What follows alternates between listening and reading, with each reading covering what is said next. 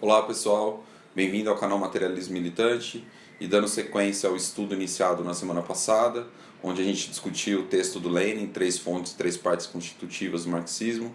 Vamos iniciar uma série de estudos sobre os aspectos filosóficos do marxismo. E hoje vamos começar pelo estudo do que é o materialismo. Para isso a gente escolheu este livro, Ensaio sobre a História do Materialismo, escrito por Plekhanov. E neste programa vamos discutir o primeiro capítulo, onde Plekhanov discute Dolbach. Barão Dolbach, ele nasceu em 1723, morreu em 1789, alguns meses antes de estourar a Revolução Francesa.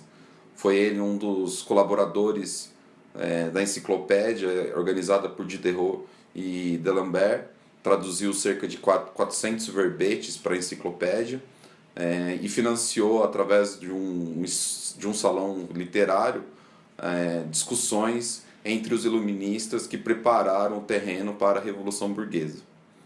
Dolbach ele era um materialista fervoroso. Como ele era representante da burguesia revolucionária, através das suas ideias estava preparando a luta contra o clero, contra a nobreza. Mas o que é o materialismo? Como a gente discutiu de uma maneira bastante breve semana passada, materialismo se opõe ao idealismo. Enquanto o idealismo vê a primazia da ideia, do espírito sobre a natureza, os materialistas veem a primazia da matéria sobre o espírito, ou seja, a matéria determina o pensar. E Dolbach concordaria bastante bem com essa definição, já que para ele a vida psíquica do animal nada mais era do que a matéria transformada. Ou seja, para ele a matéria era capaz de pensar. O pensamento ele era a matéria transformada no cérebro. Ou seja, a vida psíquica do animal ela era natural, ela era parte da natureza, parte do movimento da matéria, e não algo exterior a ela. O pensamento faz parte do movimento da própria matéria e não é algo exterior a ela, como os idealistas veem.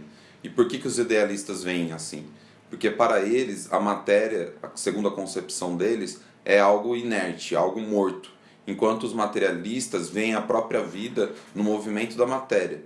Para os materialistas, e segundo segundo Plekhanov explica no texto, Dolbach vê a matéria como partes constitutivas que são atraídas por um centro comum, enquanto outras partes são repelidas para uma periferia. Elas se atraem, se repelem, e é esse entrechoque da matéria que gera a vida, que gera os corpos e decompõe os corpos. Ou seja, a vida não é necessário então ser procurada num princípio externo à matéria. É a própria matéria, é o próprio movimento da matéria que gera a vida. Ou seja, a matéria é viva.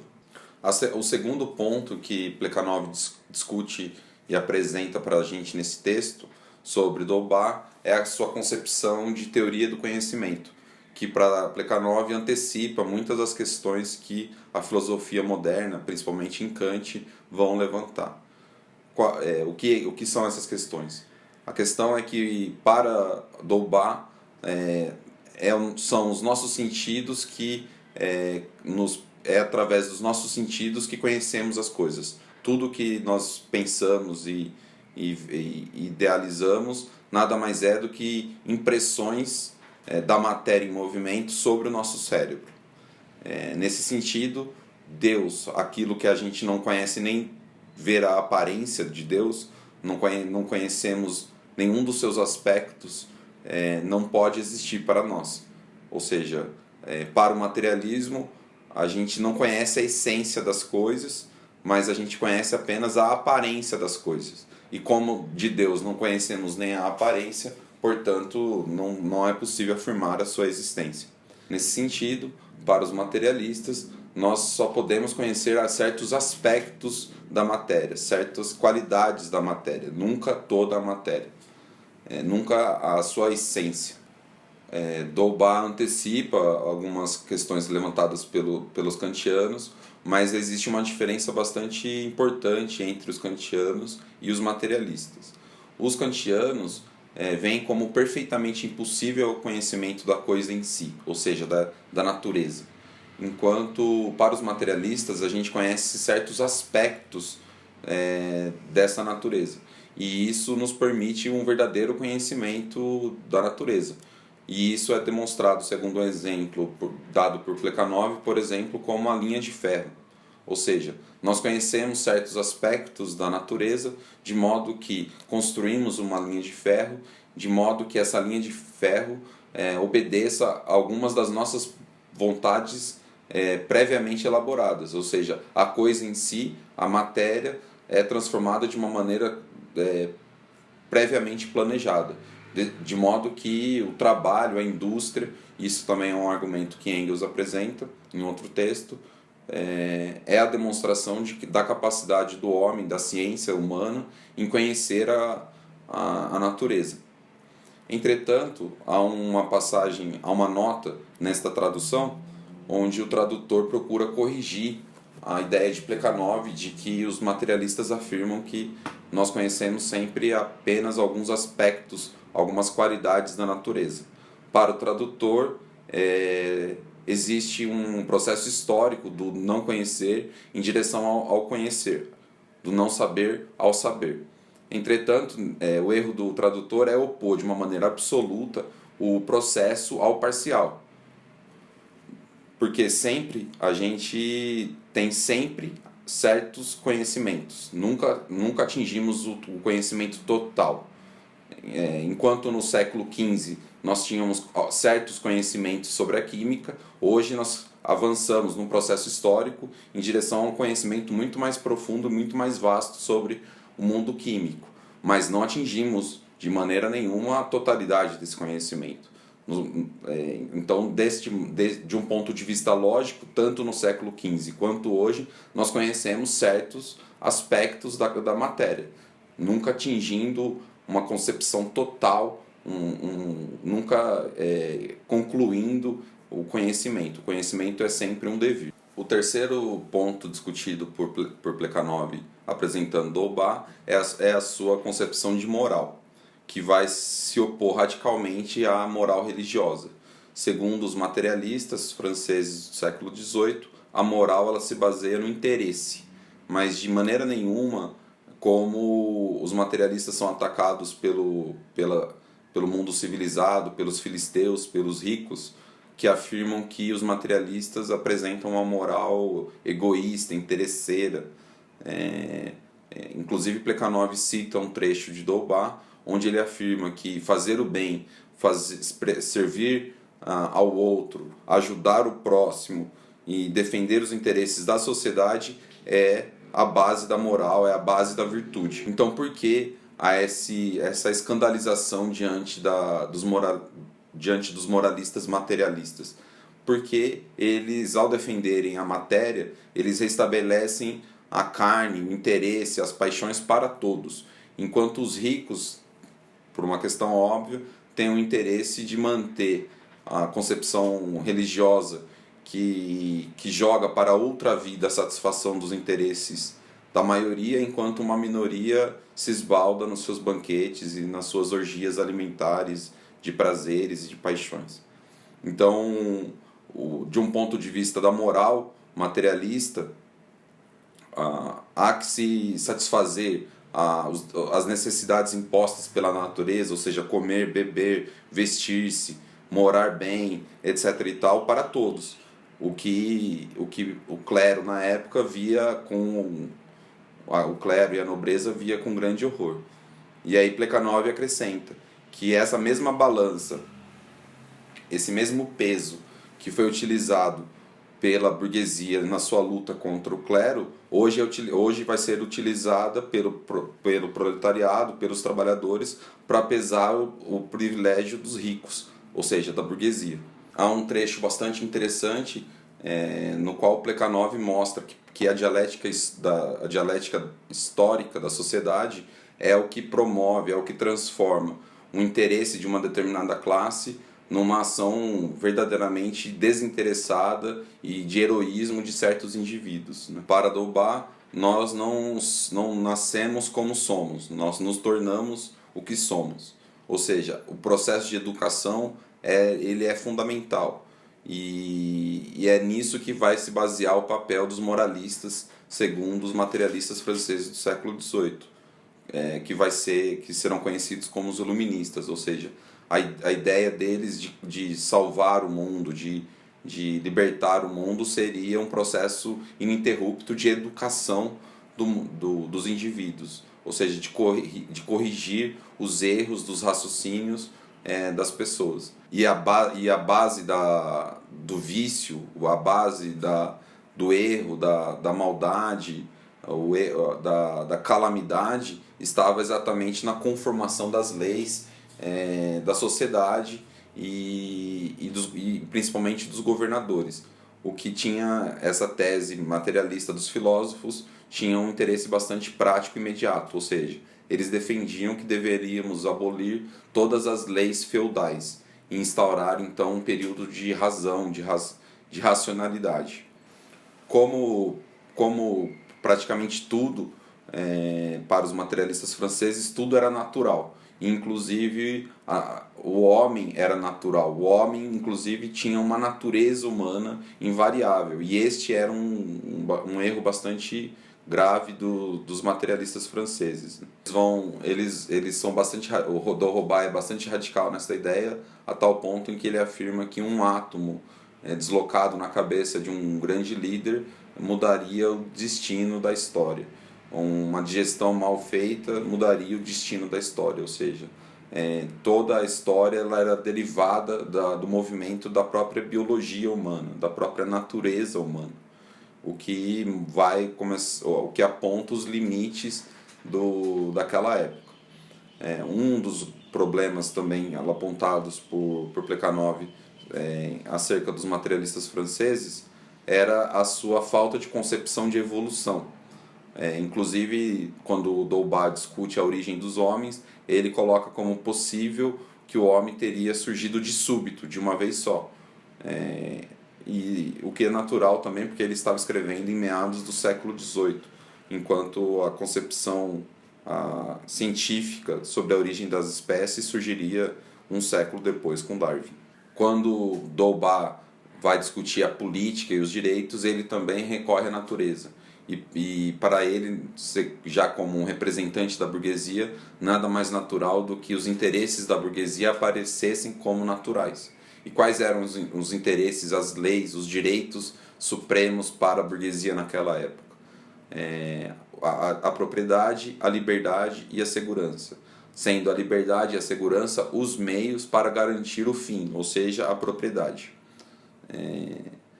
Mas, ao mesmo tempo, Dolbach condenava a propriedade feudal. Por quê? Porque, segundo Dolbach, a propriedade ela tinha como fundamento o trabalho do proprietário, a utilidade realizada pelo proprietário na produção do mundo. Ao mesmo tempo, ele não via com maus olhos os comerciantes, por exemplo, algo que pontua Plekhanov. O interessante é que a burguesia, em luta contra o clero, vai preparar, na verdade, um princípio jurídico que vai ser utilizado contra ela mesma. Ou seja, se para a burguesia a nobreza tinha deixado de ser útil porque já não guerreava e, portanto, não tinha mais direito à propriedade, da mesma maneira os trabalhadores veem assim os ricos e os capitalistas. Os capitalistas se tornaram hoje, de uma maneira bastante evidente, parasitas, meros parasitas da sociedade. Eles não trabalham mais, eles apenas usufruem do trabalho alheio. Então, portanto, eles não teriam mais direito à propriedade privada dos meios de produção.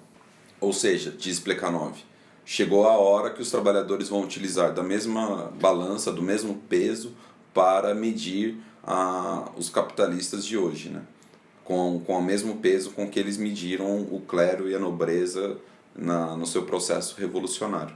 Uma das principais debilidades dos materialistas franceses do século XVIII, segundo Plekhanov, é a sua falta de conhecimento histórico. E para eles viam na história nada mais, nada menos do que um movimento consciente dos homens. Tudo o que acontecia na história era feito de uma maneira consciente pelos indivíduos. Então eles chegavam numa contradição, numa antinomia entre a primeira tese elaborada segundo onde o homem é produto do meio social. De um lado, o homem é produto do meio social, e de um outro lado, é a opinião pública, é a opinião dos homens que molda a história humana. Então eles não conseguiam resolver essa contradição. E por que eles não conseguiam resolver essa contradição? Segundo Plekhanov, porque eles tinham uma concepção metafísica do mundo. Eles não tinham uma concepção dialética. E na concepção metafísica, como é comum a todos eles, causa e efeito são noções estabelecidamente separadas, rígidas. Algo que é causa causa de um efeito, e aquele efeito é efeito daquela causa. Nunca causa e efeito ocupam lugares diferentes. Enquanto para os dialéticos, o que é causa hoje de um efeito amanhã, este efeito de amanhã é causa de outra coisa. Então, algo é ao mesmo tempo causa e efeito. Ou seja, causa e efeito são relativas, são noções relativas e não relações estáticas. Isso seria uma das principais debilidades dos materialistas franceses do século XVIII. E aí Plekhanov termina o texto discutindo como sair da antinomia colocada entre o homem é produto do meio social e o meio social é produto da opinião pública. Nesse sentido, segundo Plekhanov, a gente precisa ser coerente com um determinado princípio. E qual é o princípio? Se as ideias não são inatas, se tudo que o nosso cérebro pensa é moldado pelo nosso meio social, a opinião pública, a mudança da opinião pública deve ser procurada no desenvolvimento do meio social. Ou seja, a gente precisa se afastar de uma concepção natural do homem e buscar na ciência social as leis da transformação da sociedade. Ou seja, é a transformação da sociedade que leva à transformação da opinião pública. E não é a opinião pública que transforma a sociedade. Essa é a tese materialista que vai ser desenvolvida por Marx um século depois. Então a gente vê nesse texto que os materialistas franceses do século XVIII, eles deram um passo muito importante na sua luta revolucionária contra o clero e a nobreza, ao desenvolver as concepções materialistas. Entretanto, essa concepção materialista do mundo ela era ainda débil, metafísica, estática, e carecia de toda a ideia de evolução, de toda a ideia de transformação, o que implicava, portanto, numa concepção que resvalava numa concepção idealista da história. Enquanto eles tinham uma concepção materialista das ideias, eles tinham uma concepção idealista da transformação da sociedade. Então a gente vê que os materialistas franceses do século XVIII, eles deram um passo à frente na sua concepção materialista do mundo, mas tinham, pela sua própria natureza de classe, um limite. Qual era esse limite? Eles não poderiam resolver o problema que eles tinham colocado. Eles não poderiam resolver o problema da matéria para todos, já que a burguesia, chegada ao poder, assumindo a posição de classe dominante, não poderia resolver este problema, já que ela, enquanto classe, enquanto burguesia, necessita do trabalho alheio, da exploração do homem pelo homem para existir, para sobreviver. Mas o passo à frente que eles haviam dado será bastante útil para os trabalhadores. O marxismo, na pessoa de Marx e Engels, vão aproveitar desse conhecimento elaborado pelos materialistas franceses do século XVIII, pela fase revolucionária da burguesia, para fundamentar a concepção revolucionária da classe trabalhadora que é criada a partir do século XIX. Esta foi uma apresentação bastante breve do capítulo, bastante breve, bastante resumida do capítulo 1 deste livro. Espero que vocês tenham gostado. Deixem dúvidas, deixem comentários aqui embaixo e a gente vai respondendo na medida do possível. Na próxima semana vamos discutir o capítulo 2 deste livro, onde Plekhanov discute também mais um materialista francês do século XVIII, que é Helvétius. Ou seja, na semana que vem vamos continuar o estudo do materialismo. E por que o estudo do materialismo é tão importante nos dias de hoje? Porque o materialismo ela é a base de toda a teoria revolucionária, seja na época da própria burguesia, enquanto da revolução proletária. As concepções idealistas, elas confundem o panorama, elas jogam areia nos olhos dos trabalhadores e postergam a necessidade de resolver os problemas materiais hoje. Espero então que vocês tenham gostado. Não deixem de se inscrever no canal, clicar no sininho para receber as notificações e a gente se vê. Abraço!